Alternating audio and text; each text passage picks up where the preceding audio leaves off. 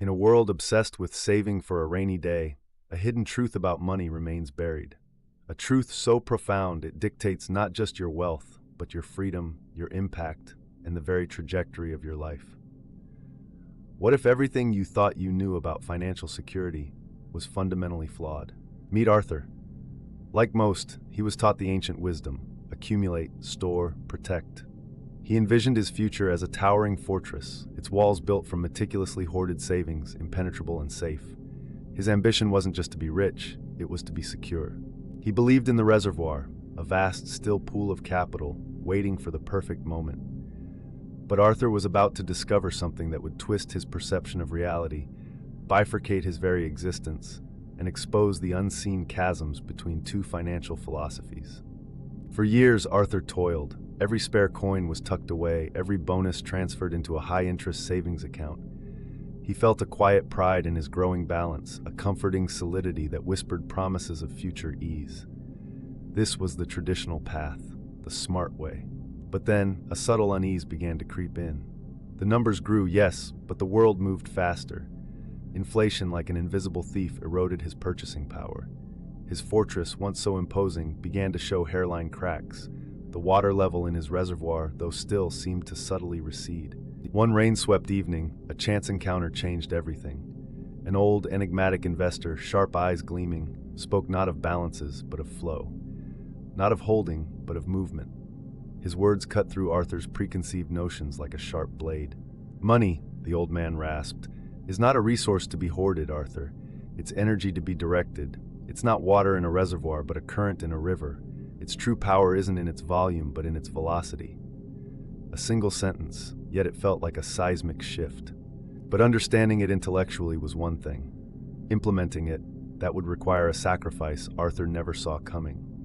It meant letting go of every ingrained belief, every safe impulse.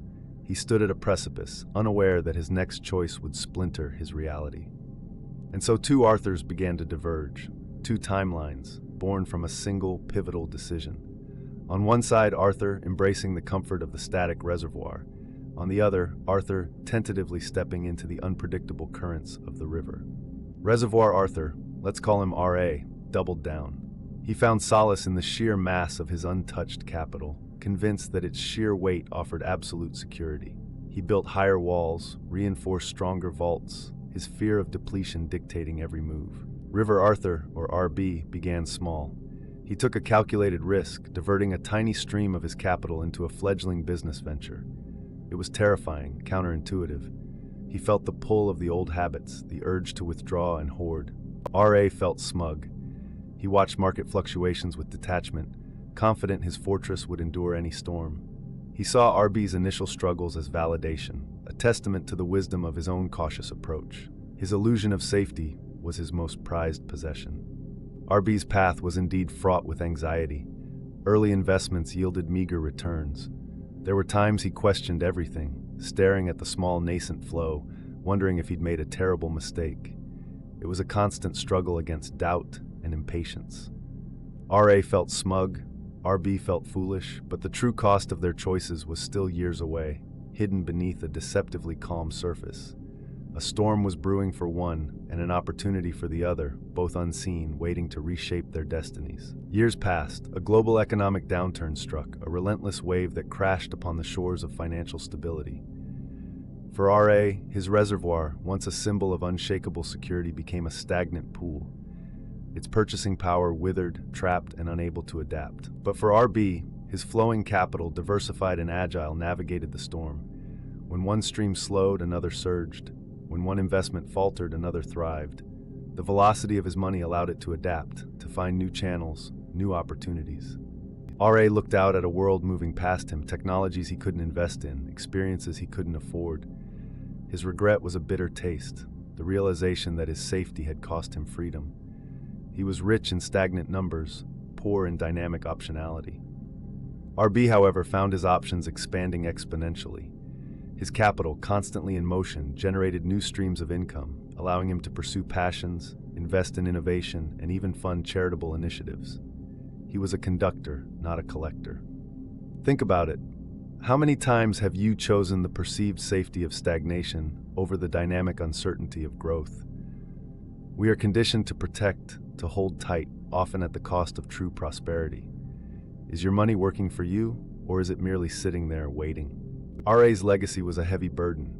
His family inherited a substantial yet inert sum. It was money without momentum, locked in traditional assets, requiring careful preservation rather than active deployment. They inherited a reservoir, not a system.